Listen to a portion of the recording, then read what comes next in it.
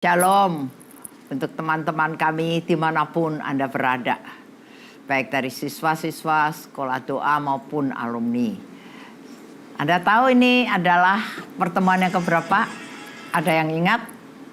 Yang ke-10. Nggak kerasa ya? Sudah 10 kali kami membahas firman dan merenungkan. Saudara, firman yang akan dibawakan, ingat bahwa saya tidak mengadakan Bible study yang secara bahasa asli terus eksposisi, bukan. Karena itu menurut saya bukan salah, itu baik sekali. Tapi waktu kami tidak cukup kalau cuma setengah jam, sedikit sekali dapatnya. Dan kebanyakan cuma knowledge, ya, pengetahuan tentang kebenaran firman. Tapi yang di sini yang lebih saya bahas adalah lebih sifat profetik, ngerti? Firman dan saya dan firman dan masyarakat di sini maupun yang di luar. Saya lebih suka membahas bahan renungan, Tuhan berinteraksi dengan saya, apa yang Tuhan ingatkan bagi saya juga bagikan bagi Anda sekalian. Jadi sifatnya tidak, kalau dipandang dari sudut eksposisi atau apa ya, tidak, ya. Jadi saudara supaya tahu bahwa ini saatnya kita semua masuk ke era akhir zaman. Ya, apa gunanya kalau kamu tahu seluruh kebenaran tapi tidak pernah melakukan. Sehingga akhir zaman Anda adalah orang yang pertama ketinggalan. Ya, saudara, kalau perumpamaan di dalam 10 anak darah, ingat di dalam Injil Matius pasal 25. Yesus bicara tentang akhir zaman, ya toh? 10 anak darah itu 5 yang pintar, 5 yang bodoh. Bedanya apa? Satu bawa minyak, satu enggak. Benar enggak? Satu bawa lampu, bawa minyak. Satu bawa lampu, tidak bawa minyak. Tapi dua-duanya kan tidur. Jadi ini kayak menerangi hati saya. Mau bilang gereja Injili atau gereja karismatik, sama-sama tidur. Tetapi pada waktu mempelai itu datang, yang menteriak itu yang tidak tidur. Siapa dia? Nggak mungkin Tuhan Yesus. Masa Tuhan Yesus jadi mempelai dia sendiri teriak? Itu Roh Kudus yang menteriak. Siapa yang berjaga-jaga mendengar teriakan Roh Kudus? Saudara, saat ini adalah saat teriakan Roh Kudus. Apakah Anda mendengar? Apakah Anda mengerti harus berjaga-jaga? Apakah Anda digugah rohmu? Dan mulai berpikir tentang kekekalan, nilai kekekalan, bicara kekekalan, usahakan yang kekekalan. Buang semua yang mengikat engkau yang bersifat sementara. Itu akan membuat Anda lesu dan tidur terus. Dan Anda akhirnya tidak bisa mengenal isi hati Tuhan dengan fair, dengan benar-benar. Akhirnya terus tarik-menarik dengan Tuhan. Mana Tuhan baik, mana kasih karunia. Nah, ini namanya orang yang pengertian Alkitabnya banyak, tetapi rohnya tidak nyala. Ada orang yang bertanya kepada saya, Bu Fit, sekarang bagaimana? Api doa, sudah nggak boleh kumpul, nggak boleh ini itu. Saya bilang terus apinya mati. Siapa yang bilang apinya mati? Sendiri juga api tetap nyala, saya bilang. Selama roh Allah tidak diambil oleh Tuhan kembali, selama itu kami masih punya api. Saya bilang, apa artinya api doa? Berdoa di dalam firman dan di dalam roh. Itu apinya doa. Bukan situasi kondisi. Tapi adakah Anda pegang firman dan kebenaran dan terus di dalam roh Allah dan bimbingannya? Itu api doa, yang namanya api doa itu. Ya, bukan cuman kumpul-kumpul yang dulu. Jangan-jangan dulu itu bukan api doa, itu persekutuan. Ya. Itu masih di dalam lingkup kegiatan diakonia. Tetapi saudara, dengan COVID-19 ini saya digugah, saudara. Sungguh melayani Tuhan 81 umurnya. Melayani Tuhan 52 tahun.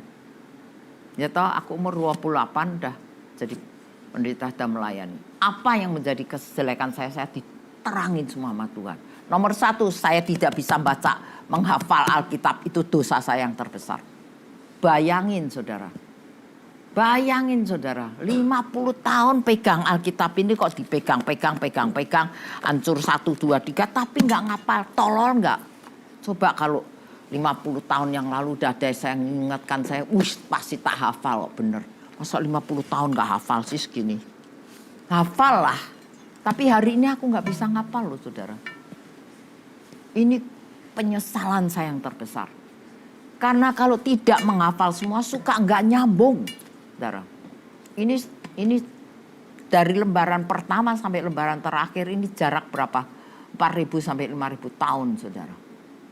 Saudara tahu iblis yang paling benci adalah Kejadian 3 pasal dan Wahyu 3 pasal terakhir. Nah, karena Kejadian 3 pasal itu dari mana datangnya dikasih tahu Tuhan. Si iblis itu dari si ular tua itu. Tapi Wahyu 3 pasal terakhir bakal dibuang kemana dia? Di dalam api yang tak kunjung padam. Itu iblis paling gak seneng, ditelanjangi. Jadi saudara, mari kita lepas dari semuanya itu. Belajar firman, taat dengan kebenaran, renungkan, lakukan sebisa mungkin tanpa alasan. Saudara masih hidup, masih bernapas, masih bisa melakukan. Jangan nanti COVID memanggil Anda. Wah, repot.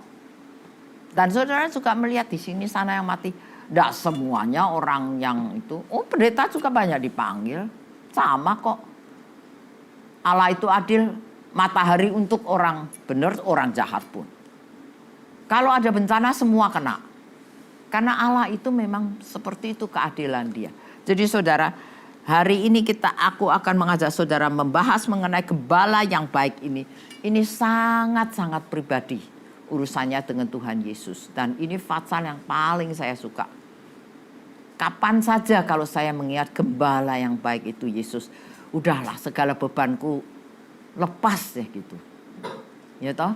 Saudara, di sini semua sudah pernah membaca mengenai gembala yang baik yaitu Yesus Kristus yang disebut di dalam Injil Yohanes pasal 10. Ya bolak-balik 3 poin yang paling penting. Gembala Yesus Kristus mendengar suara domba-dombanya. Dan domba-dombanya mengenal suara dia. Jadi saudara, sudahkah itu terjadi antara kami sebagai domba-domba dan Yesus sebagai gembala? Kalau ini belum terjadi, saudara bukan di dalam kawanan dombanya Tuhan Yesus. Karena Anda belum bisa mendengar, belum bisa mengenal dia. Kalau Yesus mengenal kami, mendengar kami itu enggak usah dipertanyakan. Tapi kami mendengar dia, mengenal enggak gitu. Saudara kalau pernah pergi ke daerah Palestina ya atau pergi ke Israel ya, itu padang belantara itu si gembala-gembala itu kan kambingnya lepasin gitu semuanya.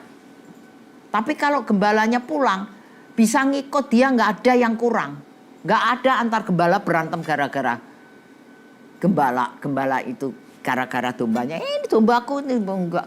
Mereka pakai suara, pakai kode. Setiap domba itu ada kodenya, saudara. Kalau kodenya itu bunyi semua, benar-benar mengenal suara. Ada yang pakai seruling, ada yang pakai tweet. Ini gini. Nanti si dombanya tahu itu gembala dia. Nggak pernah kurang. Saudara, bagaimana kita? Apakah kita bisa mendengar suara Yesus? Sudah dibantu oleh Roh Kudus.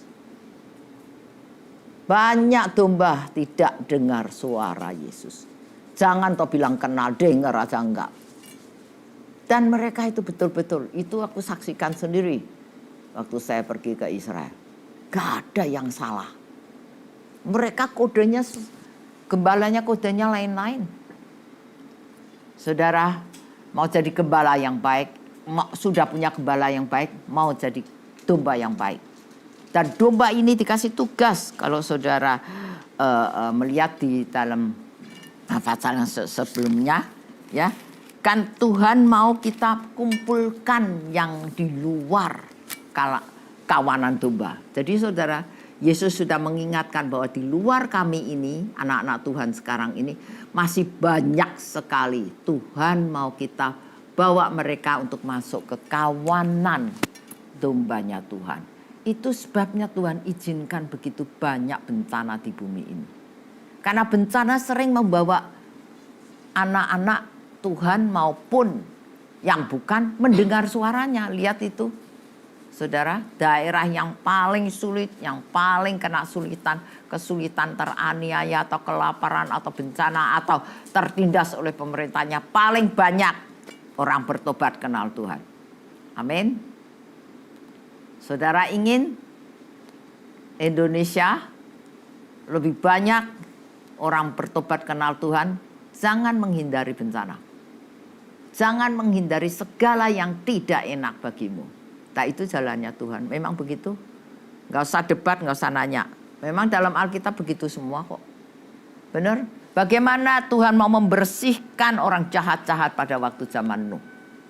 Kan firman Tuhan mengatakan zaman Nuh itu kejahatan sampai memuncak, Tuhan sampai menyesal membuat manusia. Ya.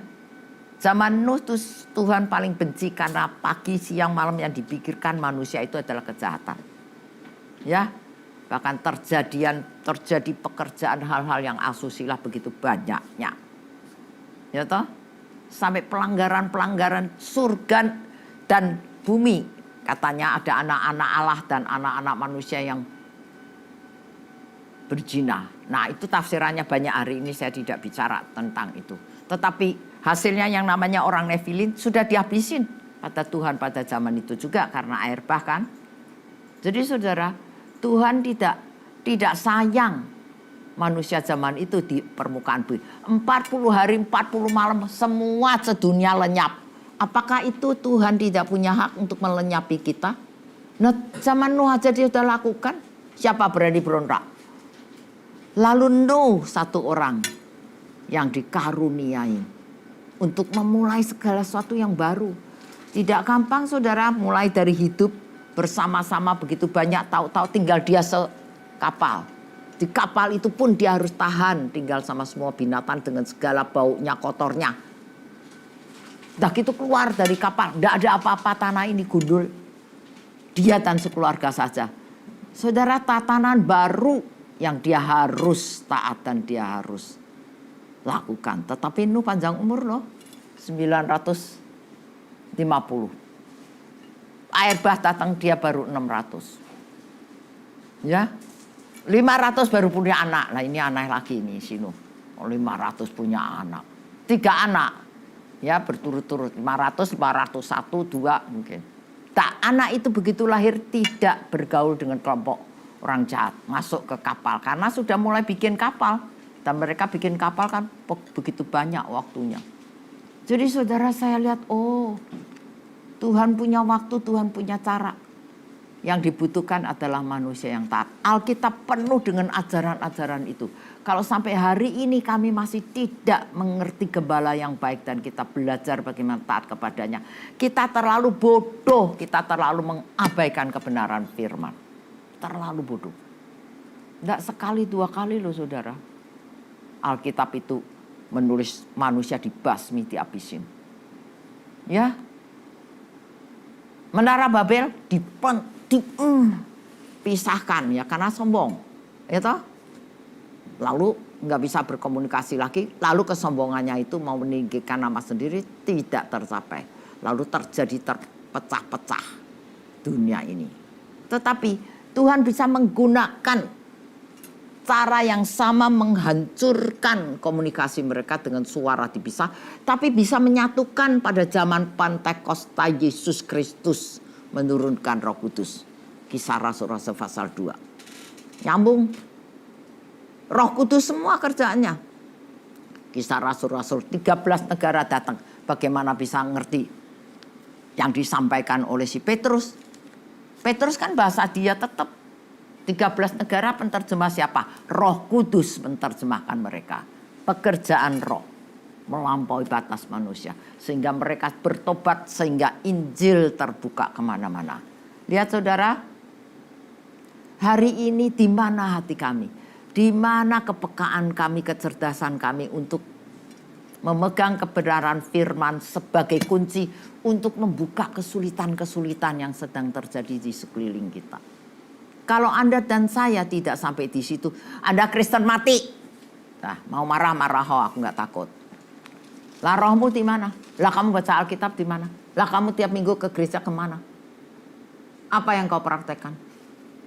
Marah-marah, aku nggak takut kok. Marah sama Tuhan aja. Hari ini kalau anak Tuhan nggak bisa mendengar suara Allah, Anda adalah orang yang paling bodoh. Punya Allah tapi kau jadikan ilah. Allahmu tuh hidup, tapi kau jadikan ilah yang mati.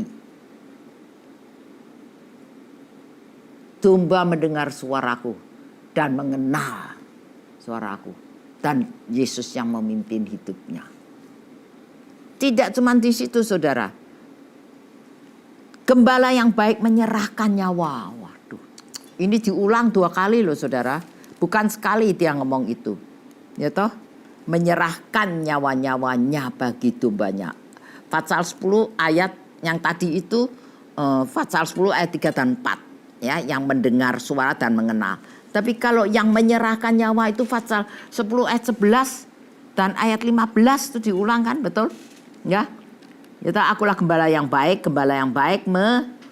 memberikan nyawanya bagi domba-dombanya. Terus diulang lagi, ya. Sama seperti Bapa mengasihi aku dan aku mengenal Bapa dan aku memberikan nyawaku bagi domba-dombaku.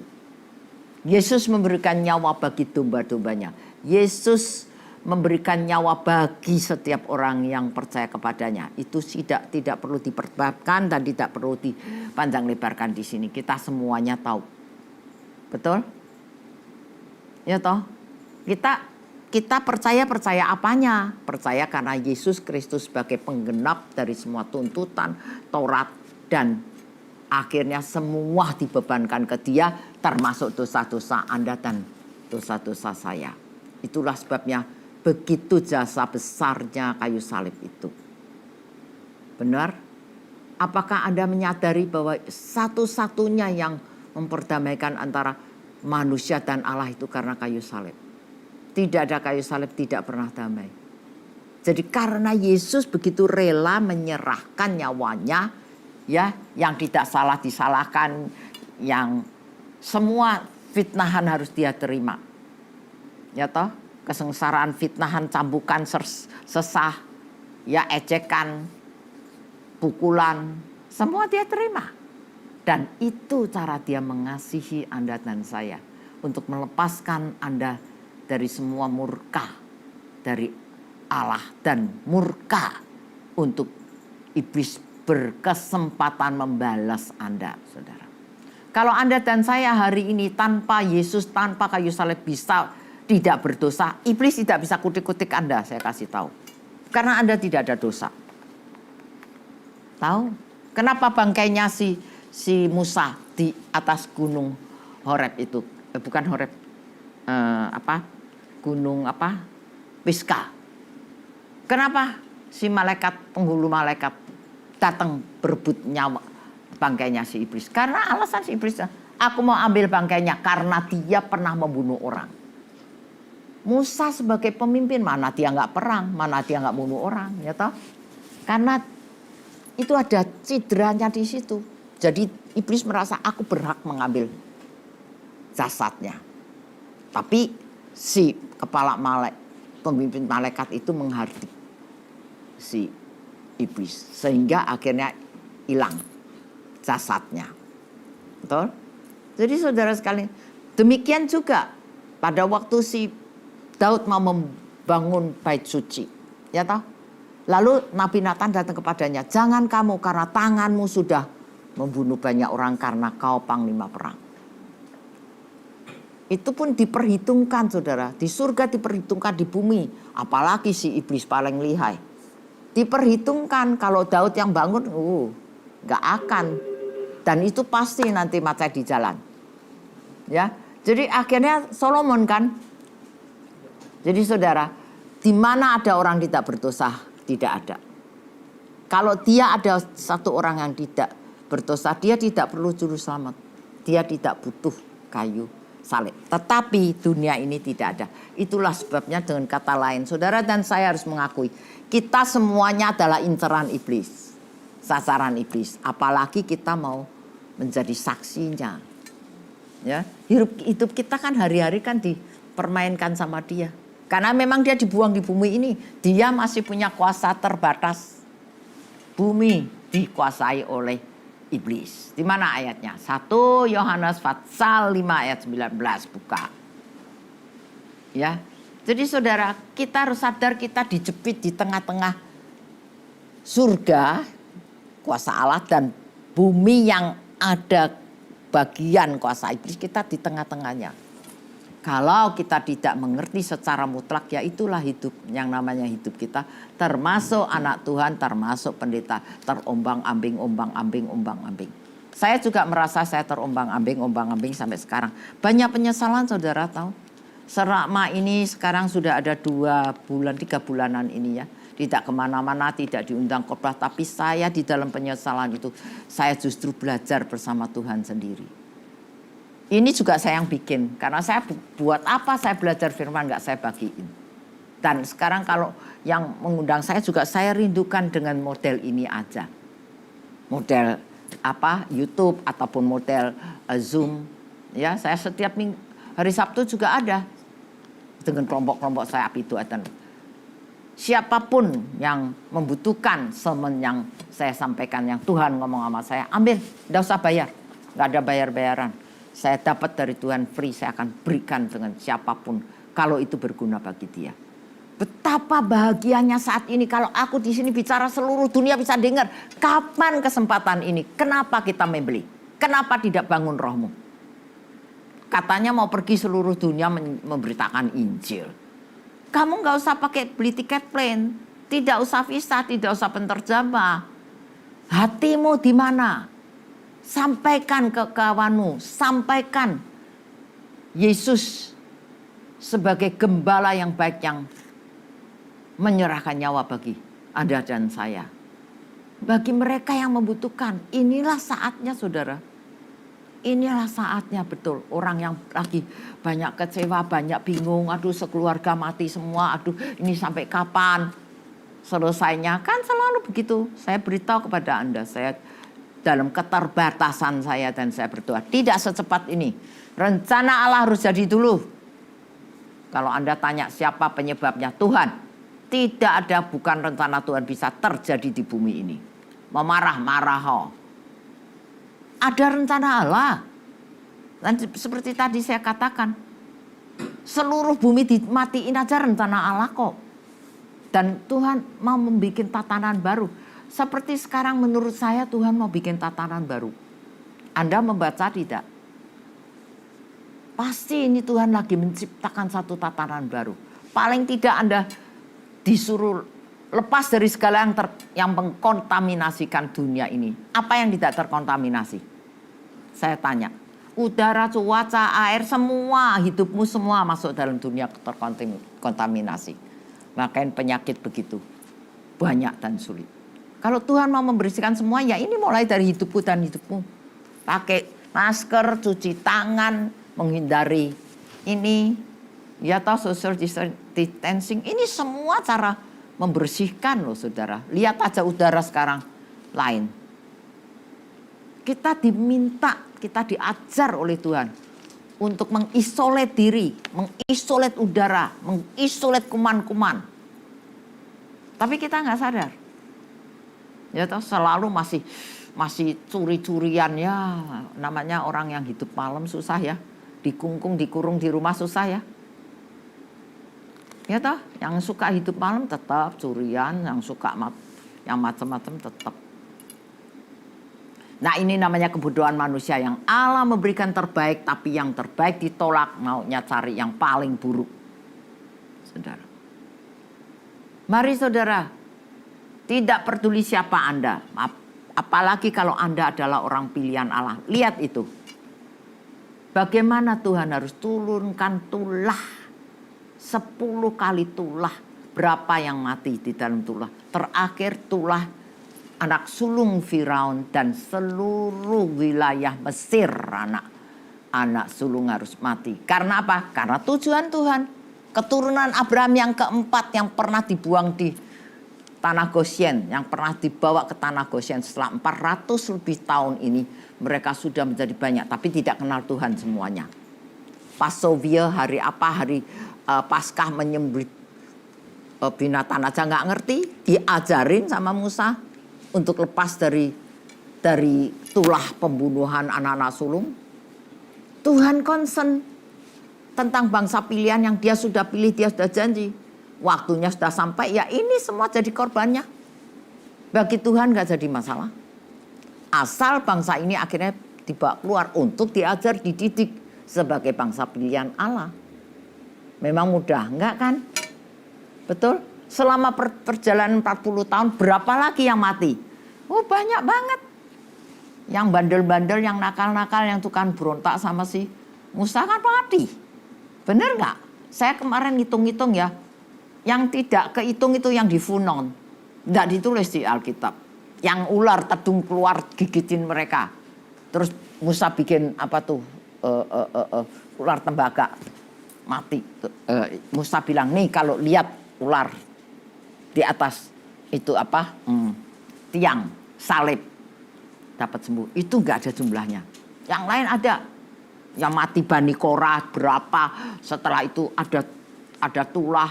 Yang mati di itu orang-orang Lewi itu banyak mati 24.000 sebelum masuk ke tanah Kanaan karena mereka berzina, karena kena ajarannya si Beliam. Saya teliti, aduh, makanya jumlahnya nggak tambah. 40 tahun tidak begitu tambah, saudara. Karena apa? Mati di jalan banyak. Murka Allah datang terus kok, saudara. Ya, di Sinai itu hampir dihabisin loh, saudara. Saudara baca nggak? Mulai dari pasal 19. Mereka Tuhan mau ketemu, mau memberikan hukum undang-undang. Kalau tidak, saudara bisa membayangkan si Musa pakai cara apa? Memerintah 2 juta manusia ini. Pegangannya mana undang-undangnya? Tuhan kasih itu 10 hukum. Tapi pada waktu Musa di atas belum dapat, di bawah sudah bikin lembu emas menyembah. Wah tuh, saudara lihat bangsa tegar tengkuk. Sebetulnya Allah pada waktu itu sedang ngomong, Musa lu minggir, mau dimatiin semua. Tapi Musa punya hati. Jangan Tuhan. Kalau Tuhan mau bunuh habis mereka, mendingan bunuh saya. Nanti orang-orang kafir di sekitar ini akan mengatakan ini Tuhannya nggak sanggup bawa mereka keluar benar-benar, akhirnya dibunuh di jalan. Musa juga bersyafaat untuk si Harun. Kalau nggak Harun juga mati. Saudara lihat nggak semuanya ini? Saudara Allah kalau berbuat sesuatu tatanan baru, dia tidak sayang mengorbankan bangsa pilihannya sendiri, saudara. Ingat kekudusannya. Ingat rencana Allah harus jadi. Banyak, kalau saya mau tunjukkan banyak. Ada 12 poin seluruh Alkitab tentang ini. Saya bicarakan di dalam api doa, tidak di sini. 12 saya ketemukan. Jadi saudara, apa artinya hidup kita? Di mata Tuhan, di mata manusia, di mata iblis. Apa? Hidupmu hanya, si Musa mengatakan, hanya satu keluhan. Tapi dibekal berebut 3. Dunia rebut kamu, Tuhan rebut kamu, iblis rebut kamu. Yang punya hak itu Tuhan. Yang direbut dunia itu kemelencengan hatimu. Iblis pun sok punya hak. Kalau Anda belum diselamatkan di kayu salib, memang itu hak dia. Mengerti, bisa menangkap. Nah, saya akan teruskan, saudara. Ini poin yang terakhir. Renungkanlah baik-baik. Pada waktu Yesus mengatakan ini 2 kali. Aku gembala yang baik. Gembala yang baik mengorbankan nyawanya bagi domba-dombaku. Sampai di mana renungan Anda? Apakah Anda cuma berpikir, puji Tuhan dosaku dibereskan. Mulai sekarang saya tidak dianggap orang berdosa karena darah Yesus sudah menyembuhkan, sudah memulihkan. Dah, haleluya. Mulai setelah itu selanjutnya manipulasi semua. Tuhan kan gembala yang baik, saya perlu ini itu terus. Ada satu ajaran yang tinggal separuh dipakai separuh, ditinggalin separuh di mimbar pada umumnya. Pada umumnya tidak semua. Seringan kalau kita 3 bulan sekali sebulan sekali mengatakan perjamuan kudus. Amin. Pada waktu perjamuan kudus kita selalu diingatkan roti dan darah.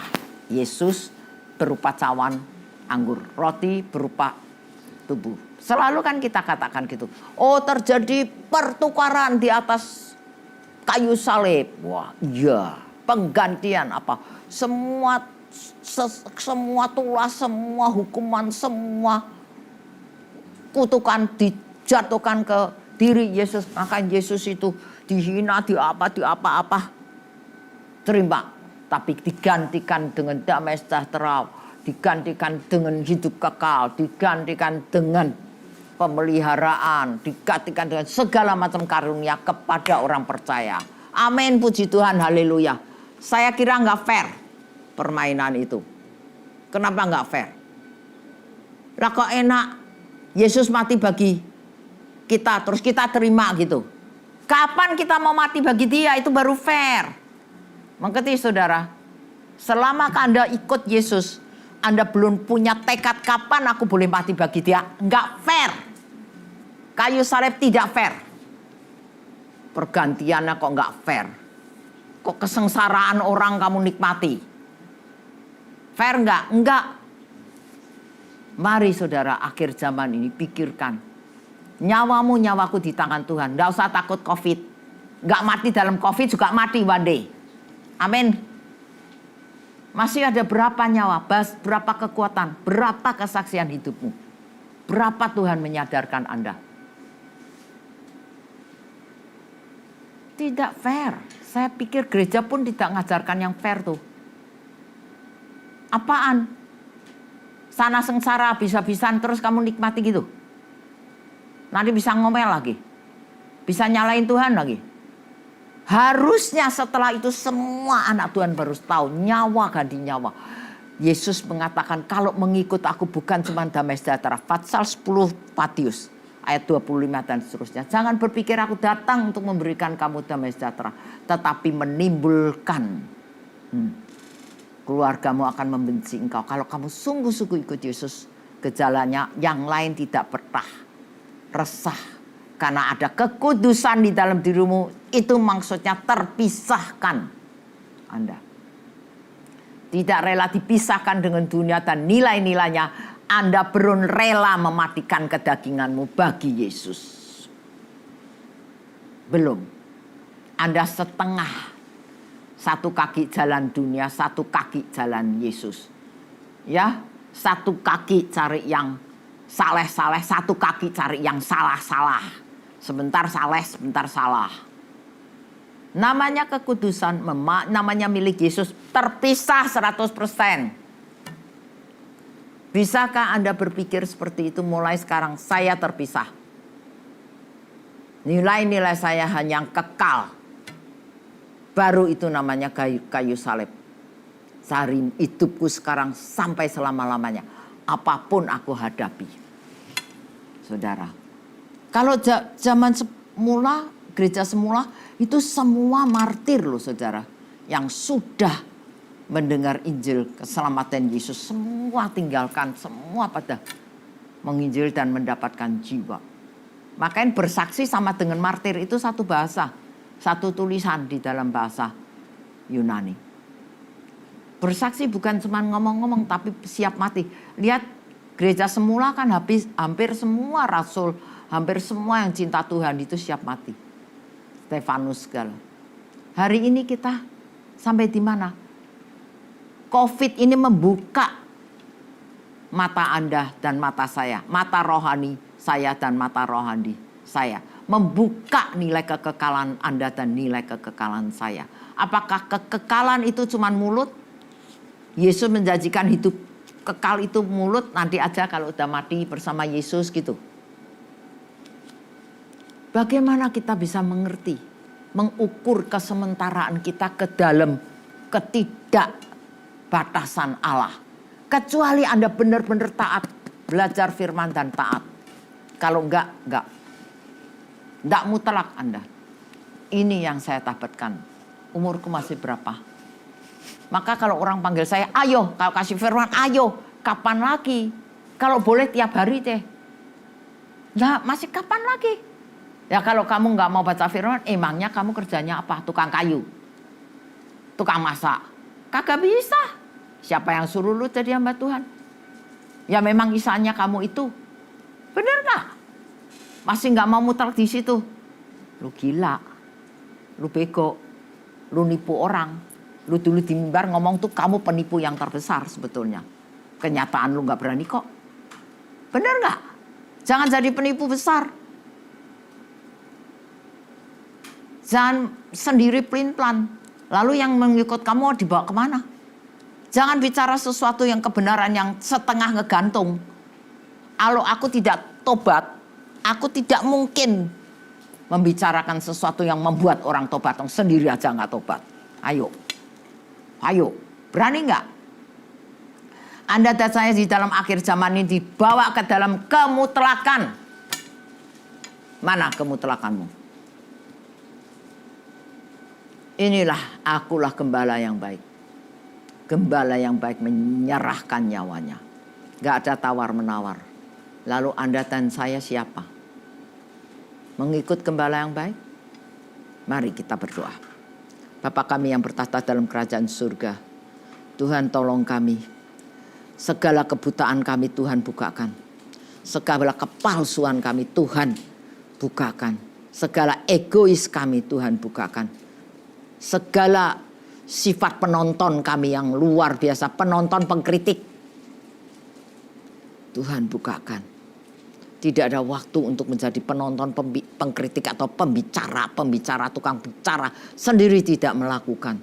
Tunjukkan kami ya Tuhan. Apa yang harus kami lakukan.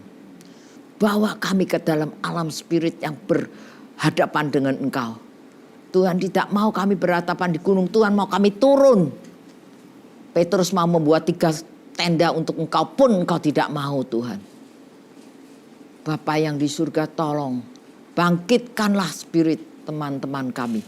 Murid-murid sekolah doa maupun yang bukan murid sekolah doa. Siapapun yang mendapat berkat dari renungan siang hari ini.